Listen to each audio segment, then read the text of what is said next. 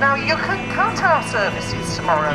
You can cut our jobs. We can close the libraries, we can give you the keys and walk away, but you will not save money, because the core service is what brings money in, and you cannot get that free. Okay, so here we are 4 months on from that extraordinary meeting in May. Just wondered if you'd like to pick up the story since, and especially from Unison's point of view, because we haven't heard much from you recently. No, indeed, it has been a bit quiet with us, which is understandable. There have been a number of other consultations that have been issued that we're dealing with and trying to fight in terms of job losses at the moment. But to bring it back now, 4 months on, what's happened? Well, the management have engaged with stakeholders, they've engaged with staff to greater and lesser degree to see what their views are on potentially saving the services and what can be saved and what has to go. Ultimately, this council still wishes to make cuts. They are still at the moment going to be in a deficit at the end of it all when they come to the end of this financial year. So they are looking to these services to make those savings. And the potentiality is that there are options going through to paper today, through the Cabinet, that will still result in job losses, but we're hoping that because of the hard efforts that we've all put in, saying, be careful, be cautious, think about the future. Think about 2031. You've got thousands of houses going to be built. What kind of Herefordshire do you want left over? You've got a third of the populace using the libraries, and these are figures. These are probably the greater people using libraries and museums more than actually making a demand upon adult health and well-being and children's services. Don't get me wrong, that doesn't diminish them in any way, shape or form, but what we're saying is just be careful, think about the future. Many of these services, for instance, the museum survived 2 world wars, and we're about to do the centenary of the First World War. Let's really get passionate about the fact that we have this wonderful cultural rich heritage that we've got. So they're going to make some decisions today, we suspect.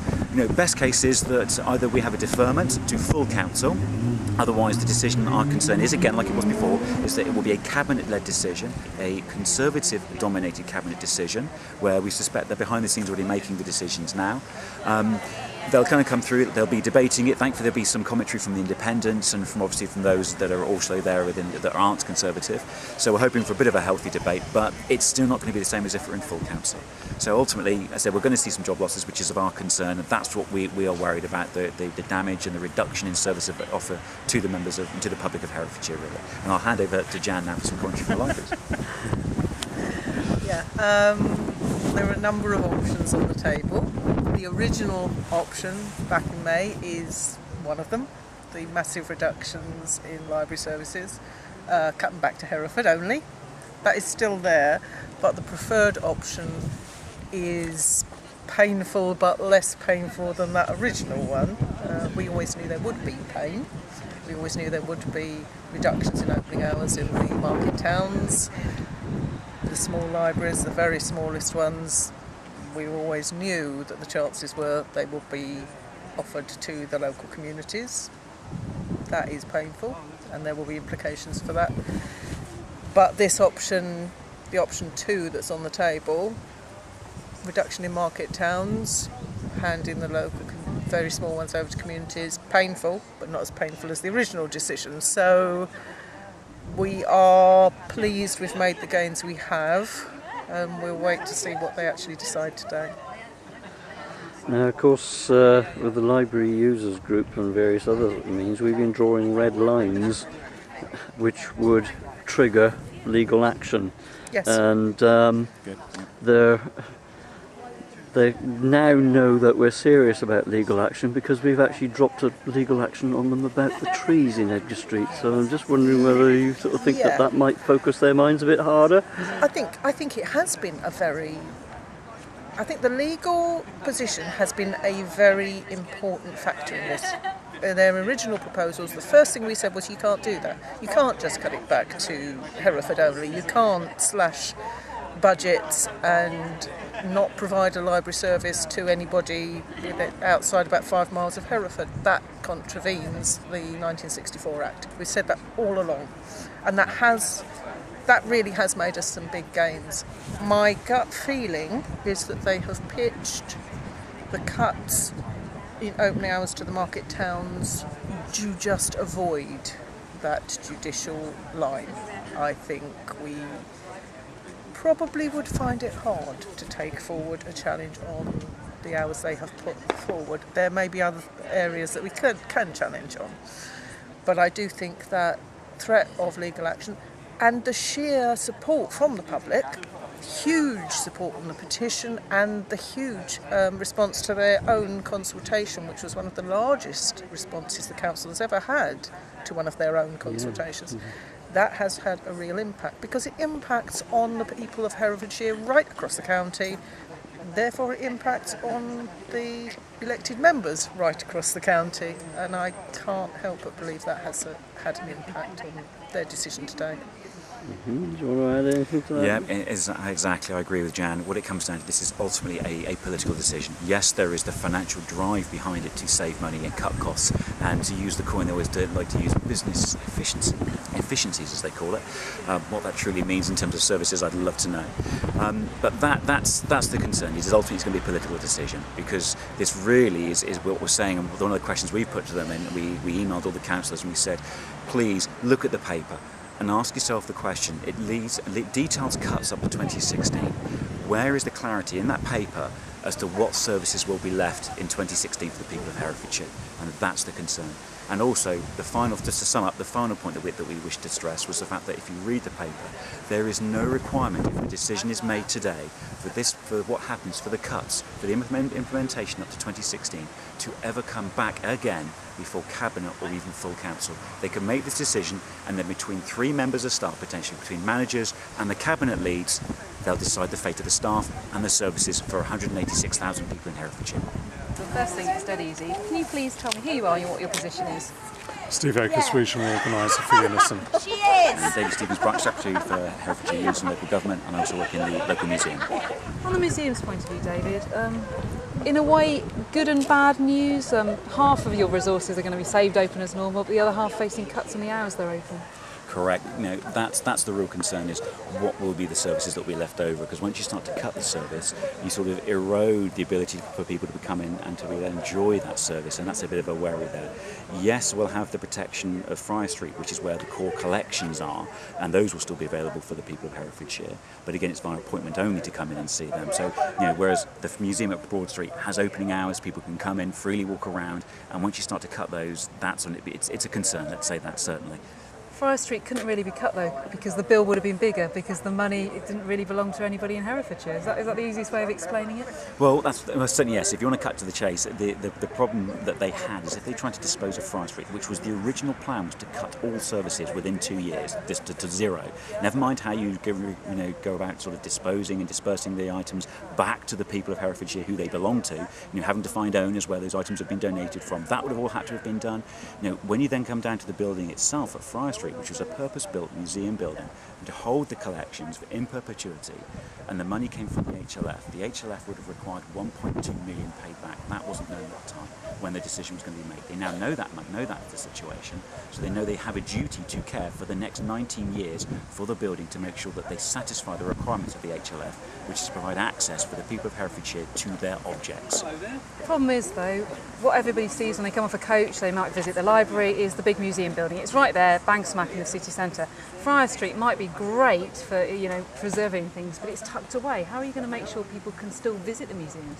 Exactly. What we need to do is make sure we have as bigger presence as possible via the internet, by using existing libraries where they are, by getting involved in more of the external projects. We've got World War I coming up. It's getting us and getting our collections out there into the public domain, so people know what there is and know what we've got, and so they just know that we exist as a museum, to come and see us, come and see the collections. And then once we get that kind of level of passion, we can push it back to the councillors to say, look, here we are a valuable service. People love what they've got, they love what belongs to the people of Herefordshire, they want to come in and see it, so therefore they have a right to have the hours returned back, to have the hours open, so they can come in and see the objects more, and see the collections. Do that many people come and visit though? Is it popular? It is a popular museum, so I can get you to the statistics for the exact ones. I haven't got them to mind offhand. But we have a large number of people that come in and view the collections, but it's not just coming in to see them, it's all the externals as well we do, like the Take One object that was in the cathedral close, the Lock and Key. That had a large number of people. It's a way of getting our collections out there in alternative ways. Do we do it through schools, community groups, reminiscence therapy, education? There are multiple ways we get the collection out into the public domain. Stephen, I know one of your suggestions is that people should pay more council tax to keep things like the museums, the libraries, customer services. Well, the commitment which was made in the last full council debate, and by the way, Unison has a real issue with the fact that the September the 27th full council has been cancelled, and there won't now be any full debate on these proposals. It's a decision which is made by 7 members in Cabinet today. You will remember when we lobbied and there was a full council debate on the 24th of May, the decision made by the councillors was that they would explore the option of going out to referendum to the people of Herefordshire in regard to whether they would be prepared to support a modest rise in council tax above cap next year. Now, the whole point, we supported that, we lobbied that for it then, it's our position now, is that we wouldn't be in the place we are right now, today, if the council wasn't worried about the state of its finances coming into the next financial year. So we're calling on the Cabinet to go for option 6 or point 6 of their paper, and that is to hold to status quo, to do further research on what's possible, and also looking at the council realising more of its capital assets in terms of offsetting against the financial difficulties that they've been in for this year. I can hear people shouting at the radio though, pay more council tax, you know, everybody's stretched at the moment. Do you honestly think the public will support that? Well, let's put it to the public. They're their services. People are going to be hurt by, people will hurt from the options which are on the table today. People will be losing a third of library services, some libraries up for wholesale closure. You've just debated and discussed the situation in museums with David. There'll be a paring back of staff in all 3 areas which are up for discussion today: customer services, museums and libraries. As far as Unison is concerned, we're standing up for public services, we're standing up for the people in Herefordshire in terms of this lobby today. On a wider point, I would make the observation that Herefordshire is the 2 very marginal parliamentary seats. There are council elections in 2015, and people can make their choices then in that regard in terms of whether they think what the government has done in forcing austerity on this council has been right. We hope the council will take a stronger line in standing up to what the government is doing to them. Have you been given any indication in those 3 areas, libraries, customer services and museums, about how many jobs might go? Total figures, no. We've got to get into the consultation once a decision is made today. Obviously, we will be pushing for it all to be done by voluntary means if possible. But we'd rather not be in a place where posts are being deleted. That can't happen. We really are cut to the bone in Herefordshire. It's in terms of maintaining viable and sustainable services into the future, we think it's wrong to make the cuts now. We really hope the council listens to our points. We've put forward alternative positions to the council, certainly in regard to customer services, of another way of making efficiency savings. If we want to get into a negotiation with the council about that. Some of the councillors have responded positively to us on that, and they, I hope, will be making a noise about having a full council debate on this, rather than it just being pushed through Cabinet today. And David, finally, from the museum staff's point of view, do people feel better than they did the last time the job cuts or possibility of job cuts and closures were announced, or do they still feel slightly uneasy? Still uneasy, obviously, because there's no certainty. Looking at the options that have been put forward and looking at the cabinet papers where they refer to a favour of option 2, this potentiality is that there still will be job losses, and that's the concern for people, because there unfortunately isn't the clarity to which areas those job losses will be incurred in, and we won't probably find that out until the 1st of October, and I understand is when management are going to initiate a 45-day consultation. So worst case scenario is that we'll be looking at people in mid-December being made redundant. And I don't think I need to say any more on that. That's a nice present for Christmas. Thank you.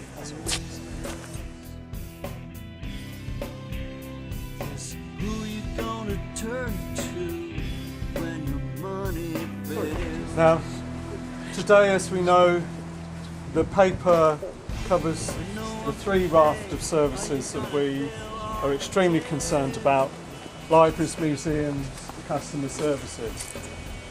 Now, you know our position has remained constant, and that is the council does have an alternative to adopting cuts and closure programmes and making a threat to existing jobs and deleting posts. And that is this. One, they have capital assets that they can realise. They have very big land holdings. Two, they can borrow short term, and they are doing some of that from other councils. But we are advocating they just don't do that to assist their capital programmes, but they do that to help with the financial problems they're in.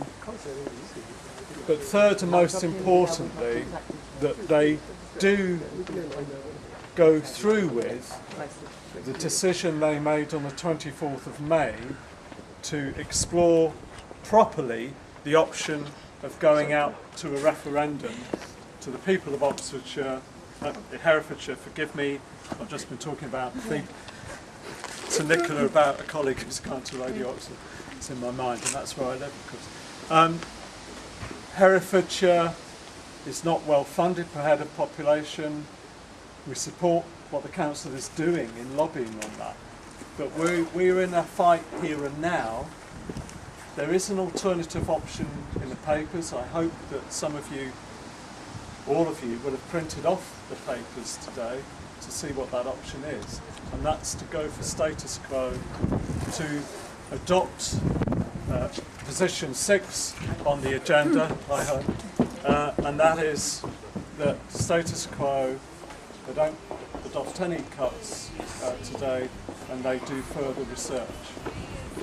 Now, we think that protest is legitimate. We think that lobbying is legitimate. We've put forward, and I thank you for your input to it, alternative proposals with regard to customer services. We're calling for negotiations on that. We've got support from councillors on what we've put forward, so we will see what response we get on that. Let's get out of the rain, let's go in, let's listen to the debate. Thank you very much. Who you gonna turn to? When your money fails?